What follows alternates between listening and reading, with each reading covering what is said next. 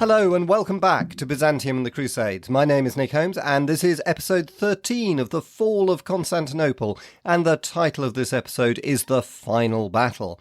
In the last episode we heard how the Turkish Sultan Mehmet II, after 7 weeks of besieging Constantinople without any real success, had a moment of doubt about whether to continue with the siege. Indeed, his Grand Vizier Halil, who had always been opposed to destroying this last remnant of Byzantium, implored him to abandon it before he suffered a more major defeat which might jeopardise his rule. We ought to remember that Mehmet was only 21 years old, and his Ottoman predecessors had in the past attacked and failed to capture Constantinople, but his main general Zaganos Pasha disagreed and urged the Sultan to make one last massive attack on the city, which he said his troops were clamouring for. This was probably true because, of course, one of the main attractions of this whole campaign for the Turkish army was the huge amount of booty that the ordinary soldiers were hoping to find when they sacked the city. So Mehmet decided to make one last attack and set about preparing his vast army for this.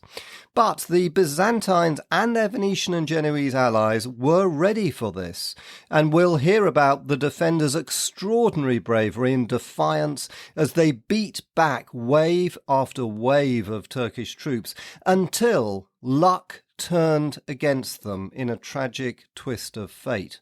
So let's dive straight into my adapted version of Sir Stephen Runciman's wonderful book on the fall of Constantinople. Hope you enjoy it.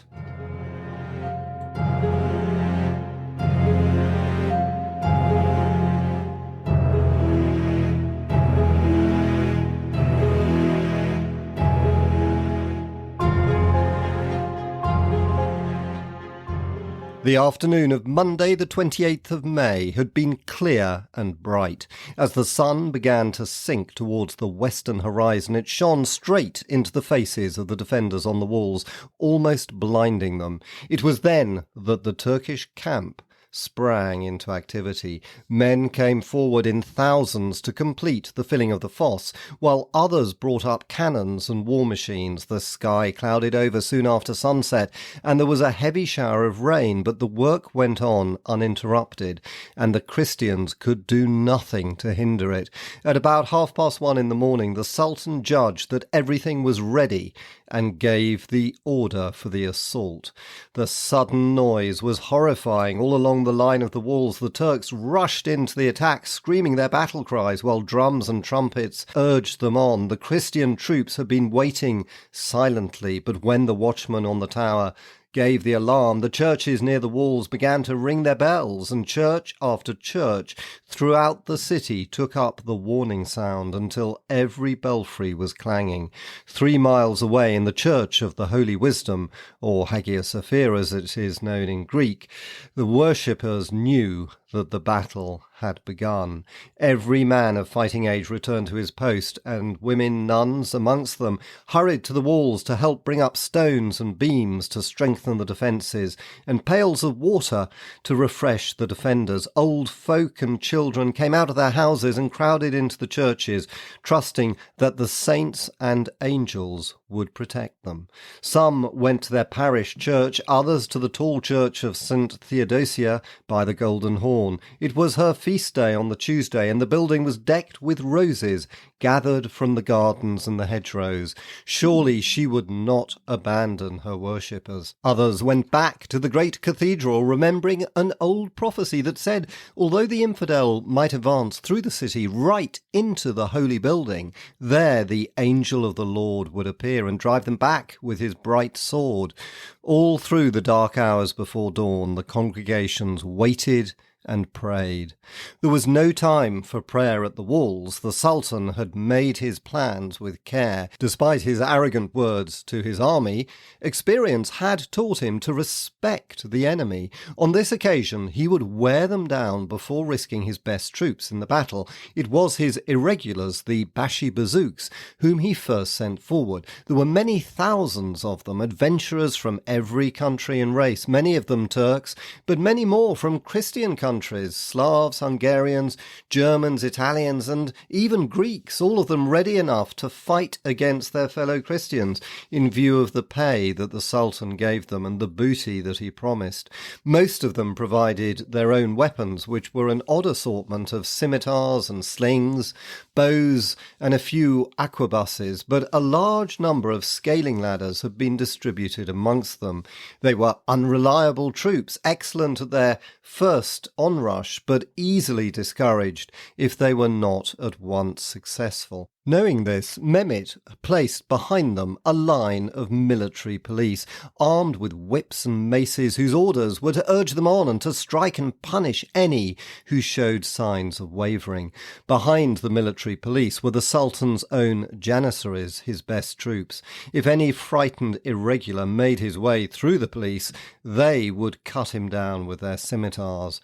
The Bashi-Bazouks attack was launched all along the line, but it was only pressed hard in the Lycus Valley. Elsewhere, the walls were still too strong, and they were attacked chiefly with the purpose of distracting the defenders from going to reinforce their comrades in that vital section. There, the fighting was fierce. The Bashi-Bazouks were up against soldiers far better armed and far better trained than themselves, and they were further handicapped by their numbers.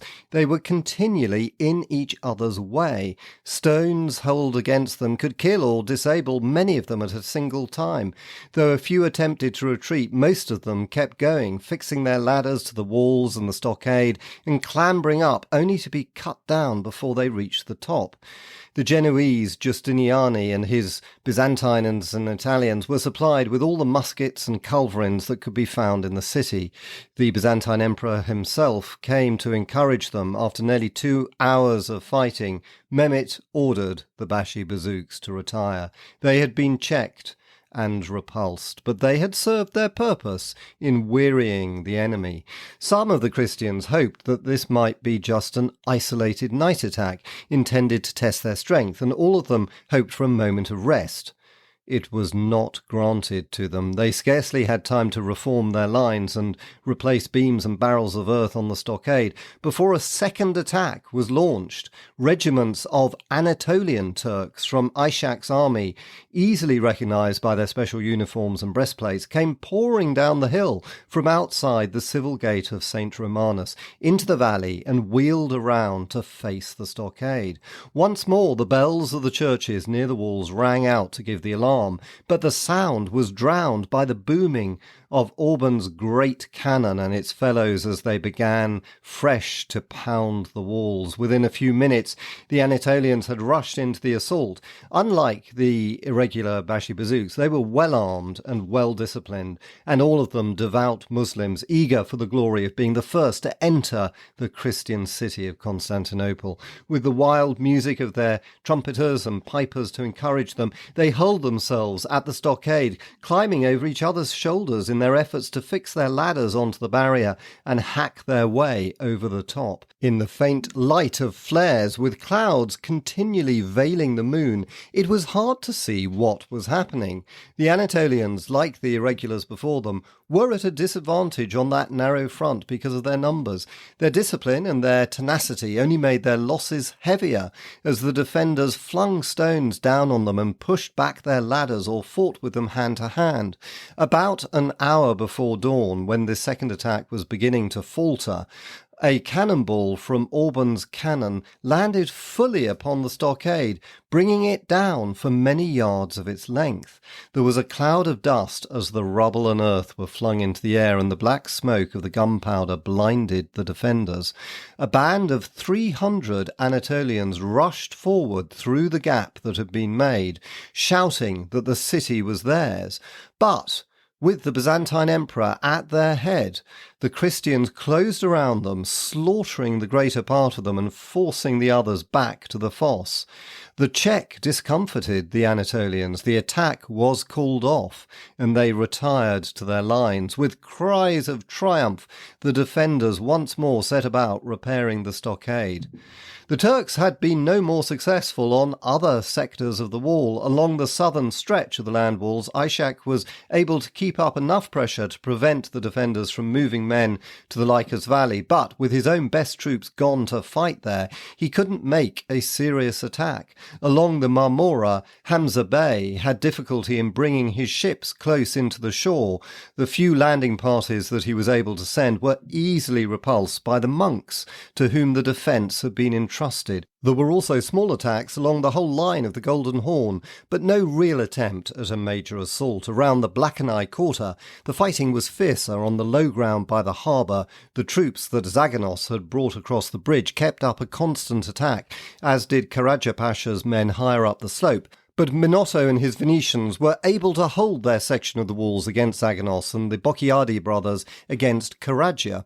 The Sultan was said to be indignant at the failure of his Anatolians, but it is probable that he intended them, like the irregulars before them, to wear out the enemy rather than themselves to enter the city.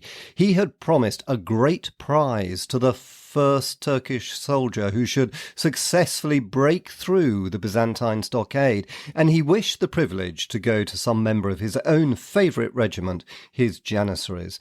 The time had now come to send them into battle. He was anxious, for if they failed him, it would scarcely be possible to continue the siege. He gave his orders quickly, before the Christians had time to refresh themselves and do more than a few rough repairs to the stockade. A rain of missiles, arrows, javelins, stones and bullets fell upon them, and behind this rain the Janissaries advanced at the double, not rushing in wildly as the Bashi bazouks had done, but keeping their ranks in perfect order, unbroken by the missiles of the enemy. The martial music that urged them on was so loud that the sound could be heard between the roar of the guns from right across the Bosphorus. Mehmet himself led them as far as the fosse and stood there shouting encouragement as they passed him. Wave after wave of these fresh, magnificent and stoutly armoured men rushed up to the stockade, to tear at the barrels of earth that surmounted it, to hack at the beams that supported it, and to place their ladders against it where it could not be brought down, each wave making way without panic for its successor. The Christians were exhausted. They had fought with only a few minutes' respite for more than 4 hours, but they fought with desperation, knowing that if they gave way it would be the end. Behind them in the city, the church bells were clanging again, and a great murmur of prayer rose to heaven. The fighting along the stockade was hand-to-hand now. For an hour or so the Janissaries could make no headway. The Christians began to think that the onslaught was weakening a little, but fate was against them. At the corner of the Blakeneye wall, just before it joined the double Theodosian wall, there was, half hidden by a tower, a small sally port known as the Kirkeporta. It had been closed up many years earlier, but old men remembered it. Just before the siege began, it had been reopened to allow sorties into the enemy's flank. During the fighting, the Bocchiardis and their men had made effective use of it against Karaja Pasha's troops, but now someone returning from a sortie forgot to bar the little gate after him. Some Turks noticed the opening and rushed through it into the courtyard behind it and began to climb up a stairway leading to the top of the wall. The Christians who were just outside the gate saw what was happening and crowded back to retake control of it and to prevent other Turks from following. In the confusion, some 50 Turks were left inside the wall, where they could have been surrounded and eliminated if at that moment a worse disaster had not occurred. It was just before sunrise that a shot fired at close range from a culverin struck the Genoese leader Giustiniani and pierced his breastplate. Bleeding copiously and obviously in great pain, he begged his men to take him off the battlefield. One of them went to the Byzantine emperor, who was fighting nearby, to ask for the key of a little gate that led through the inner wall. Constantine hurried to his side to plead with him not to desert his post, but Giustiniani's nerve was broken. He insisted on flight. The gate was opened, and his bodyguard guard carried him into the city, through the streets down to the harbour, where they placed him on a Genoese ship. His troops noticed his going. Some of them may have thought that he had retreated to defend the inner wall, but most of them concluded that the battle was lost. Someone shouted out in terror that the Turks had crossed the wall. Before the little gate could be shut again, the Genoese streamed headlong through it. The Byzantine emperor and his Byzantine troops were left on the field alone. From across the fosse, the Sultan noticed the Christians' panic, crying, "The city is ours." He ordered the Janissaries to charge again and beckoned on a company led by a giant soldier called Hassan. Hassan hacked his way over the top of the broken stockade and was deemed to have won the promised prize of entering the Christian city. Some 30 Janissaries followed him. The Byzantines fought back furiously. Hassan himself was forced to his knees by a blow from a stone, and a Byzantine killed him. 17 of his comrades perished with him, but the remainder held their positions on the stockade, and many more Janissaries crowded to join them. The Byzantines fought heroically, but the weight of numbers forced them back to the inner wall. In front of it was another ditch, which had been deepened in places to provide earth for reinforcing the stockade. Many of the Byzantines were forced back into these holes and could not easily clamber out, with a greater inner wall rising behind them. The Turks, who were now on top of the stockade, fired down on them and massacred them. Soon many of the Janissaries reached the inner wall and climbed up it unopposed. Suddenly someone looked up and saw Turkish flags flying from the tower above the Kirkaporta. The cry went up, "The city is taken." While he was pleading with Giustiniani, the Byzantine emperor had been told of the Turks' entry through the Kirkaporta. He rode there at once, but he came too late. Panic had spread to some of the Genoese there. In the confusion, it was impossible to close the gate. The Turks came pouring through, and the Bocchiardi's men were too few now to push them back. Constantine turned his horse and galloped back to the Lycus Valley and the breaches there in the stockade. With him was the gallant Spaniard who claimed to be his cousin, Don Francisco of Toledo, and his own cousin, Theophilus Palaeologus, and a faithful comrade-at-arms, John Dalmata. Together they tried to rally the Byzantines, but in vain. The slaughter had been too great. They dismounted, and for a few minutes the four of them held the approach to the gate through which Giustiniani had been carried. But the defence was broken now. The gate was jammed with Christian soldiers trying to make their escape as more and more Janissaries fell on them. Theophilus shouted that he would rather die than live and disappeared into the oncoming hordes of Turks. Constantine himself knew now that the empire was lost, and he had no wish to survive it. He flung off his imperial insignia, and with Don Francisco and John Dalmata still at his side, he followed Theophilus into battle. He was never seen again. The cry that the city was lost went echoing through the streets. From the Golden Horn and from its shores, Christians and Turks alike could see Turkish flags flying on the high towers of Blakeney, where the Byzantine imperial eagle and the Venetian lion of St. Mark had flown only a few minutes earlier. Here and there the fighting continued for a while. On the walls near the Kirkaporta, the Bocchiardi brothers and their men battled on, but soon they realized that no more could be done, so they cut their way through the enemy down to the Golden Horn. Paolo was captured and killed, but Antonio and Troilo reached a Genoese boat which ferried them across, unnoticed by the Turkish ships, to the safety of Pera. On their flank in the palace of Blakeney, Minotto and his Venetians had been surrounded. Many were killed. The bailey himself and his leading nobles were taken prisoner. Signals reporting the entry through the walls were flashed round the whole Turkish army. The Turkish ships in the Golden Horn hastened to land their men on the foreshore and to attack the harbour walls. They met with little resistance, except by the Heraia Gate. There, the companies of 2 Cretan ships blockaded themselves in 3 towers and refused to surrender. Elsewhere, the Byzantines had fled to their homes in the hope of protecting their families, and the Venetians took to their ships. It was not long before a company of Turks had forced its way through the Plataea Gate at the foot of the valley, still dominated by the great ancient aqueduct of Valens. Another company came through the Heraia Gate gate. Wherever they entered, detachments were sent along within the walls to fling open other gates for their comrades who were waiting outside. Nearby, seeing that all was lost, local fishermen opened the gates of the Patreon quarter themselves on the promise that their houses would be spared.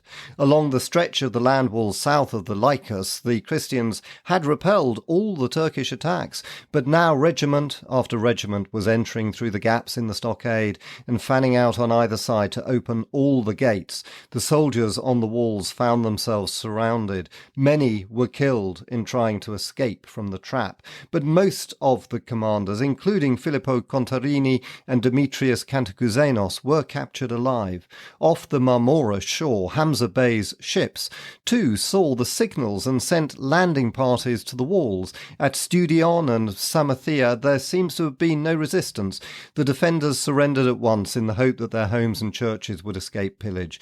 On their left, the Ottoman pretender Prince Orhan and his Turks fought on, knowing what fate would await them if they fell into the Sultan's hands, and the Catalans stationed below the old imperial palace resisted until they were all captured or killed. On the Acropolis, Cardinal Isidore judged that it would be prudent to abandon his post. He disguised himself and attempted to escape. The Sultan kept control of some of his regiments to act as his escort and as military police, but most of his troops were already eager to begin the looting. The sailors were especially impatient, fearing that the soldiers would forestall them, hoping that the boom would prevent the Christian ships from escaping out of the harbour and that they could capture them at their leisure. They abandoned their ships to scramble ashore. Their greed saved many Christian lives, while a number of the Greek and Italian sailors, including Trevisano himself, were captured before they could escape from the walls. Others were able to join the skeleton crews left on their ships, unimpeded by any Turkish action, and prepare them for battle if need be. Others were able to scramble onto the ships before they sailed or to swim out them, like the Florentine Tetaldi. When he saw that the city had fallen, Alviso Diedo, as commander of the fleet, sailed over in a small boat to Pera to ask the Genoese authorities there whether they intended to advise their fellow Genoese to stay in the harbour and fight or to make for the open sea. His Venetian ships, he promised, would cooperate with whatever decision they made. The leader of the Genoese colony at Pera, called the Podesta, recommended that an embassy should go to the Sultan to inquire whether he would let all the ships go free or whether he would risk war with Genoa and Venice. The suggestion was hardly possible at such a moment, and the Genoese sailors in the ships anchored below the walls of Pera made it known that they intended to sail away, and they wished to have the support of the Venetians. On their insistence, Diedo was allowed to leave in his own ship. He made straight for the boom, the great iron chain across the Golden Horn, which was still closed. Two of his sailors hacked with axes at the rope that bound it to the walls of Pera, and it drifted away on its floats. Signalling to the ships in the harbour to follow him, Diedo sailed through the gap. 7 Genoese ships from Pera sailed close behind him, and soon afterwards they were joined by most of the Venetian warships, by 4 or 5 of the Byzantine Emperor's galleys, and by 1 or 2 Genoese warships. They had all waited as long as they dared to pick up refugees who swam out to them, and after they had passed through the boom, the whole flotilla remained for an hour or so at the entrance to the Bosphorus to see if any more ships could escape. Then they took advantage of the strong north wind that was blowing to sail down the Sea of Marmora, through the Dardanelles, and to freedom. Meanwhile, so many of Hamza Bey's ships had been deserted by his sailors in their rush for plunder that he was powerless to stop the flight of Diedo's fleet. With those of his ships that were still manned, he sailed around over the broken boom into the Golden Horn. There, in the harbour, he trapped the Christian ships that were left, another 4 or 5 Byzantine galleys, 2 or 3 Genoese galleys, and all the unarmed Venetian merchantmen. Most of them were crowded flooded with refugees so far beyond their capacity that they would never have been able to put out to sea. A few small boats still managed to slip across to Pera, but in the full light of day it was no longer easy to elude the Turks. By noon, the whole harbour and everything in it was in the hands of the Turks. There remained, however, one small pocket of resistance in the city. The Cretan sailors on the three towers near to the entrance of the Golden Horn still held out and could not be dislodged. Early in the afternoon, seeing that they were completely isolated, they grudgingly surrendered to the Sultan's officers on condition that their lives and property were untouched. Their 2 ships were beached below the towers. So impressed were the Turks by the bravery of the Cretans that they allowed them to set sail for Crete as free men.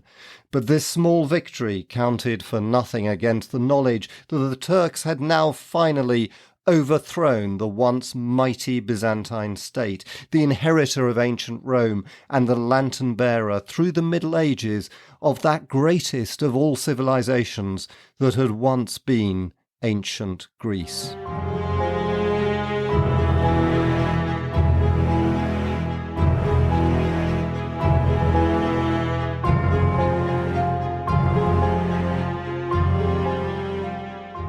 And that ends this episode. Hope you enjoyed it. And if you did, as usual, I'd be delighted if you wanted to subscribe, to recommend it to a friend, or leave a review. Thank you so much. And then I wanted to make a little announcement that the next episode will be the last in this podcast, and we'll conclude with some thoughts on what the Crusades achieved or didn't achieve, their place in history, and of course how they affected Byzantium.